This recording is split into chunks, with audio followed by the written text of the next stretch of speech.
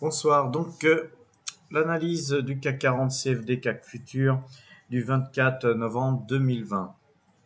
Alors, je vais faire très court parce qu'il n'y a pas grand-chose à dire de plus que hier et avant-hier.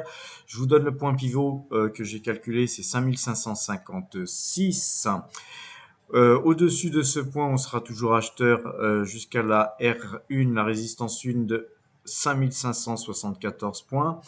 Et ensuite, pourquoi pas la R2 à 5646. Au-delà de 5646, toujours, on stoppera tout achat et on pliera les gaules. On s'arrêtera là car je pense pas qu'on aille beaucoup plus loin de toute façon.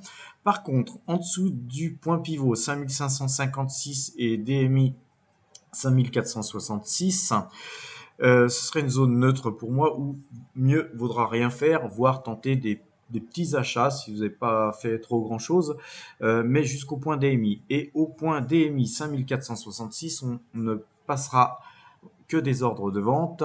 En tout cas, c'est ce que je ferai jusqu'au support numéro 1, la S1 qui est 5463, puis la S2 5441, voire la S3 5430, et que si on cassait 5430, évidemment, le dernier support serait 5402. Donc sur les 5400, on s'arrêtera aussi de vendre, hein, car effectivement, on aura fait déjà un beau parcours. Alors pourquoi autant de points sur les supports? C'est que en cas du franchissement du seuil de DMI, effectivement, tout pourrait être très vendeur. Pourquoi? Parce qu'en fait, vous voyez le Kumo ici, on va regarder un petit peu ce qui se passe.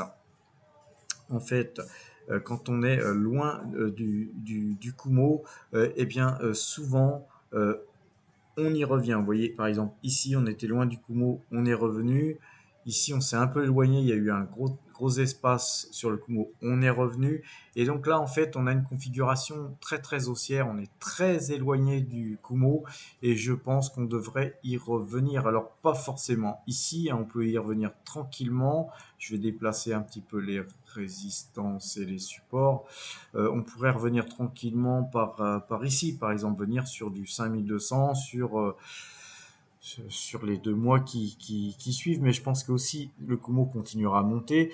En tout cas, là, pour l'instant, tout est acheteur, on ne fait que des achats, mais techniquement, plus le temps passe, plus c'est risqué de s'éterniser sur des pauses acheteuses. Donc, plutôt, quand on est sur des CFD futurs, on fera plutôt du scalp, parce que je fais depuis un certain temps du scalp, c'est-à-dire on prend à 1 point, 2 points, 5 points, 10 points, on se casse, on prend quelques points, on scalp, on se casse. On reste pas en pause indéfiniment. Si on est scotché avec un ou deux contrats, si on en travaille 10 ou 20, euh, tout dépend où on est scotché, mais de toute façon on met des stops.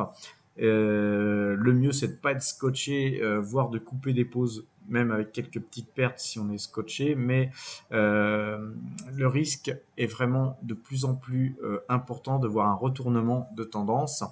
Donc faites très attention, soyez prudent. Voilà, je vous souhaite une bonne fin de soirée et à demain.